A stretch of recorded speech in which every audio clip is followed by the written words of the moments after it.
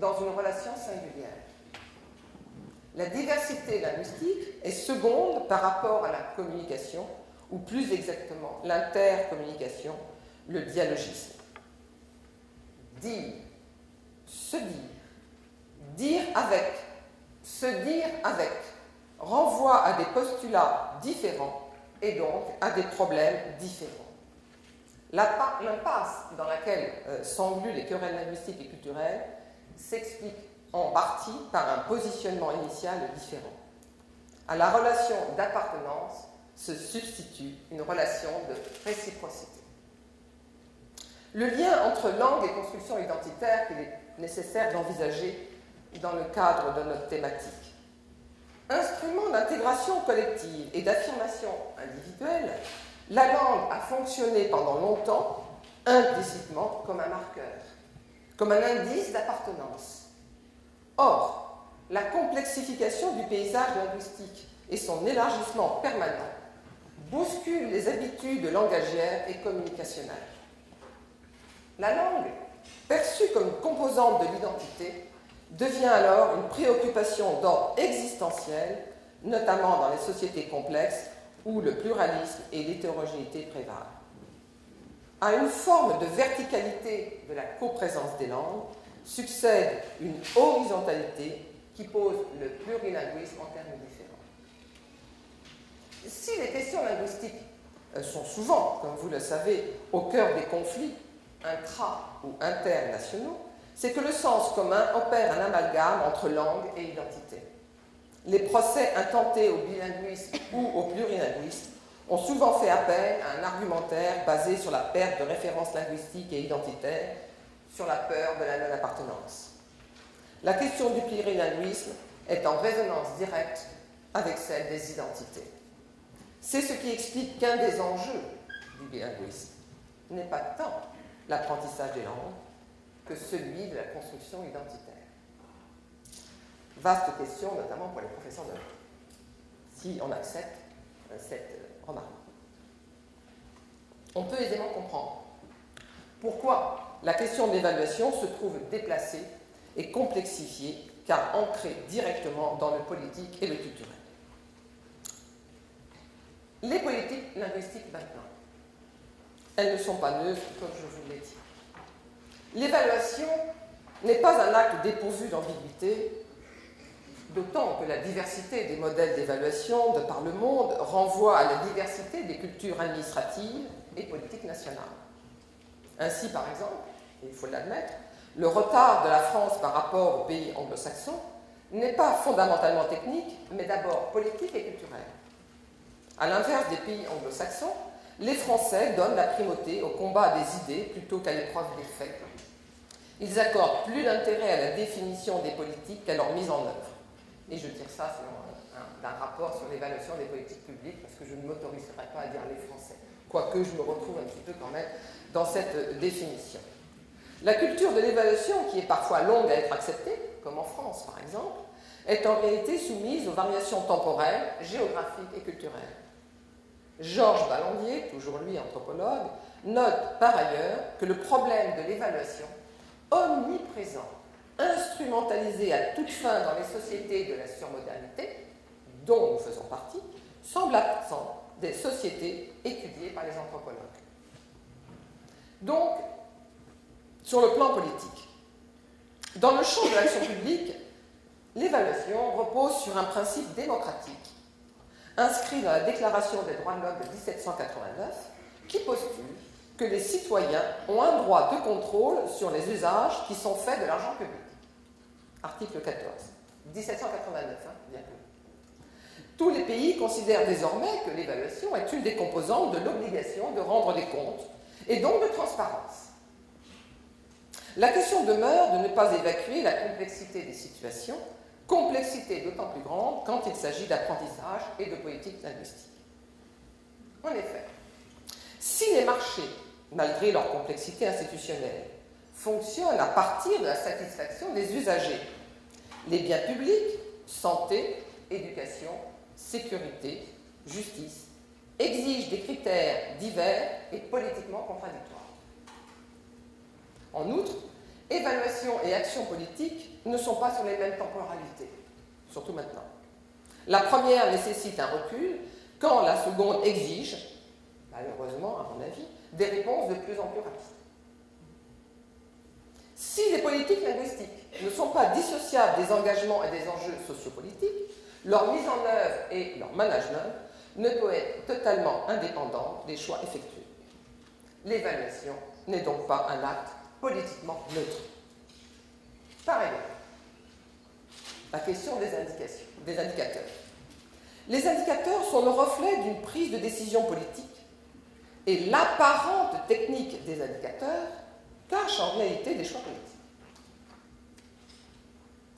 L'évaluation des politiques linguistiques n'échappe pas à ce postulat, d'autant que la complexité croissante de l'ordre social implique une redéfinition des références propres aux langues, sans laquelle l'idée de politique linguistique reste un vain mot, voire devient un enjeu de confrontation entre les diverses instances, les différents groupes, les différentes institutions, qui se considèrent toutes plus légitimes les unes que les autres. On ne peut négliger le fait que les acteurs sociaux, de par leur différentiel de pouvoir, utilisent et fabriquent de l'information en fonction de leurs intérêts.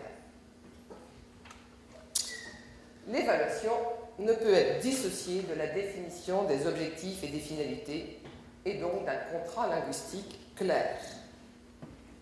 La cohérence de la politique linguistique dépend de l'émergence d'un accord et d'un projet collectif largement partagé, car il n'y a pas de politique linguistique publique sans adhésion entre les partenaires, sans une éthique commune. Ce n'est qu'en rendant ces références collectivement partagées, plus lisibles et plus visibles, que l'on pourra parler de contrat linguistique et donc d'évaluation. Pour un auteur, Danilo Martuccelli, l'évaluation supposait introduire de la transparence et être surtout un critère consensuel de jugement dans les débats politiques, grâce justement au rôle des indicateurs, est en réalité un nouveau domaine de conflictualité sociale. En ce sens, la question de la politique linguistique ne peut être résolue en dehors de la définition de la citoyenneté. On ne répétera jamais assez que pour qu'une coordination des actions soit possible, cela suppose l'existence d'une cohérence qui est de l'ordre des valeurs et non pas seulement de l'ordre du fonctionnement et de la stratégie. Ceci est d'autant plus important que nous assistons dans de nombreux pays à une succession de propositions politiques de tous ordres. Or, les politiques linguistiques ne peuvent être réduites à une succession de réformes, d'initiatives ponctuelles et conjoncturelles, souvent prises dans l'urgence et dans la hâte. En France, on multiplie beaucoup, notamment par rapport aux enfants, c'est une véritable catastrophe. Résultat, on est dans la catastrophe. Réforme, je ne parle que de la France, nous ne voulons pas parler des autres pays, par respect, bien évidemment, pour les autres pays. Réformes, projets multiples, partiels, ne sont que des cautérisations de surface, sans emprise sur les enjeux fondamentaux, qui, pour pouvoir être crédibles et efficaces, doivent s'inscrire nécessairement dans le temps et la durée. Cette désintégration par déréglementation se trouve renforcée par la recherche de solutions locales, contextuelles et donc partielles, au détriment d'une recherche plus globale, plus collective et donc plus intégrative. Sur un autre plan, la neutralité de l'évaluation n'est pas garantie a priori. En effet, toute évaluation dépend des jugements de valeur qui reflètent souvent les intérêts de ceux qui conduisent l'évaluation et introduisent un biais philosophique et sociologique. En condensant la vie d'un individu, d'un groupe, d'une nation dans un chiffre, l'évaluation fait disparaître les aspects humains et sociaux du travail, de l'effort accompli. Elle catégorise et naturalise l'objet-sujet évalué. De même, l'expérience prouve qu'une évaluation, si elle veut être efficace, ne peut jamais être totalement consensuelle. Même lorsque son projet est élaboré de façon participative avec les évalués, même lorsqu'elle est conduite en impliquant au maximum les acteurs concernés, il est rare que ces conclusions n'aboutissent pas à une remise en question des situations acquises, d'idées reçues ou de financement existants. D'où la nécessité de naviguer en fonction de ses intérêts. Les pays à forte tradition de débat public sur les questions et enjeux majeurs qui traversent la société craignent moins les évaluations et celles-ci sont souvent moins conflictuelles.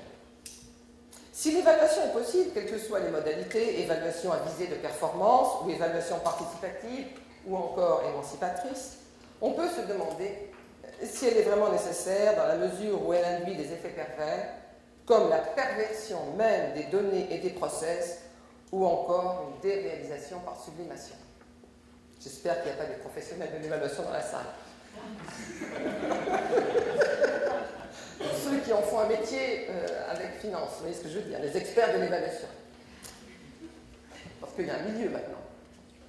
On retrouve cette fracture entre l'évaluation managériale de type externe, qui prévit l'intervention d'experts extérieurs, considérés comme indépendants et moins hésitants à divulguer des informations qui fâchent, et l'évaluation participative, prisée dans les pays comme la France, pour souci d'inclure dans l'évaluation le maximum d'acteurs et de partenaires sociaux.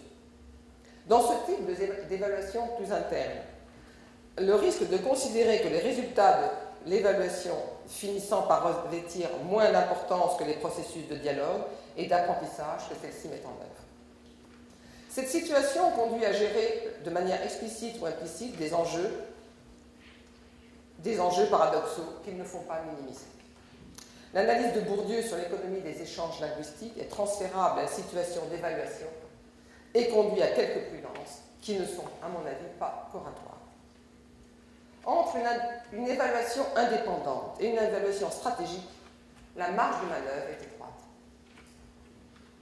et justifie peut-être pourquoi, notamment en France, l'idée sévit toujours selon laquelle l'évaluation doit être le fait d'évaluateurs indépendants qui n'ont pas à intégrer les paramètres de nature tactique ou politique.